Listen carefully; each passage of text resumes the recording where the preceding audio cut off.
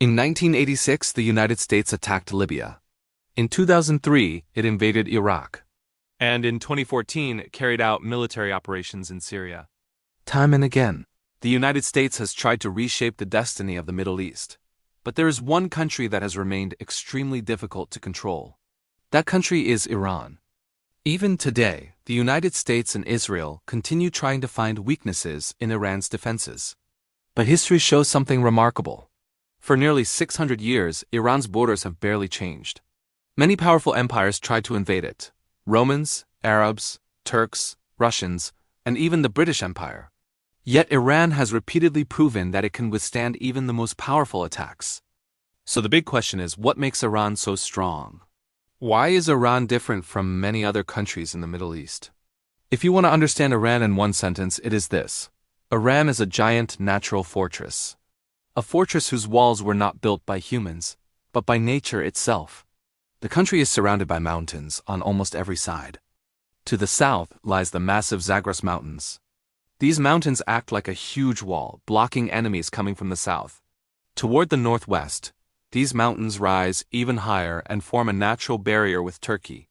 Where mountains do not exist, there are marshlands formed by the rivers Tigris River and Euphrates River. Swampy lands act like a deep moat in front of a castle. In the north, another protective barrier appears, the Alborz Mountains, near the Caspian Sea. To the east, smaller mountain ranges form a ribbon-like barrier along the borders with Afghanistan and Pakistan. All of these natural defenses together make Iran incredibly difficult to invade. And in the south lies the Persian Gulf, forming the final wall of this natural fortress. Chapter 2: The difficult terrain. Even inside Iran, the terrain is extremely challenging. Two massive deserts dominate the center of the country: Dasht-e-Kavir, Dasht-Lut. These deserts are so harsh and barren that most people live in the surrounding mountain regions. Iran has a population of nearly 90 million people, many living in difficult mountainous terrain. For any invading army, this creates huge problems. Difficult supply routes, harsh weather, narrow mountain passes, long logistics chains. This is one reason why attempts to conquer Iran have repeatedly failed throughout history. Chapter 3: The strategic power of the Strait of Hormuz. Iran also controls one of the most important strategic locations in the world, the Strait of Hormuz.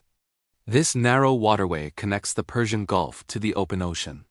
Around this gulf lie major oil-producing countries such as Saudi Arabia, Kuwait, Qatar, United Arab Emirates, Bahrain, Iraq, Oman. About 20% of the world's oil supply passes through this narrow passage. This means that if Iran blocks the Strait of Hormuz, it can create massive pressure on the global economy. In simple terms, Iran holds one of the world's most important economic choke points. Chapter 4: Iran's long coastline. Iran also has another advantage: a very long coastline.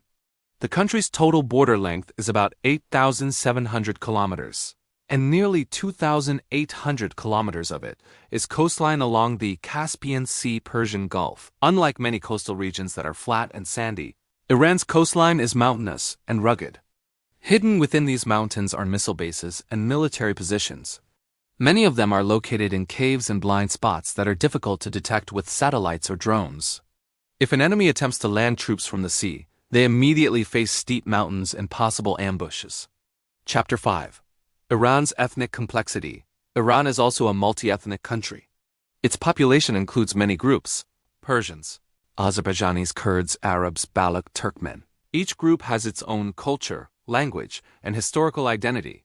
Managing such diversity is often challenging for the government. However, this diversity also creates problems for any foreign invader. An invading force would not only have to fight the geography of Iran, it would also have to manage the complex social dynamics of the population.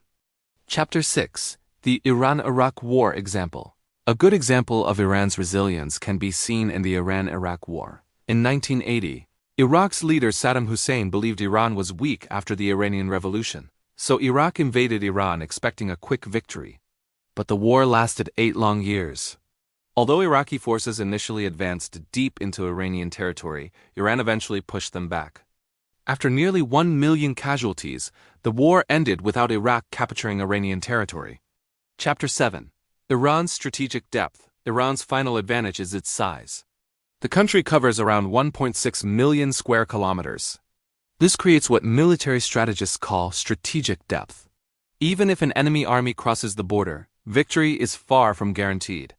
They must travel through deserts, mountains, and long supply lines before reaching major cities such as Tehran, Isfahan, Mashhad. By the time an invading army reaches these cities, its resources are often exhausted. Conclusion. So when people ask why Iran is so difficult to conquer, the answer becomes clear. It is not just Iran's military. It is its mountains, its deserts, its coastline, its strategic location, its diverse population, and its massive size together. These factors turn Iran into something extremely difficult to defeat. In many ways, Iran's land itself acts like a silent guardian, using time and geography as its greatest weapons.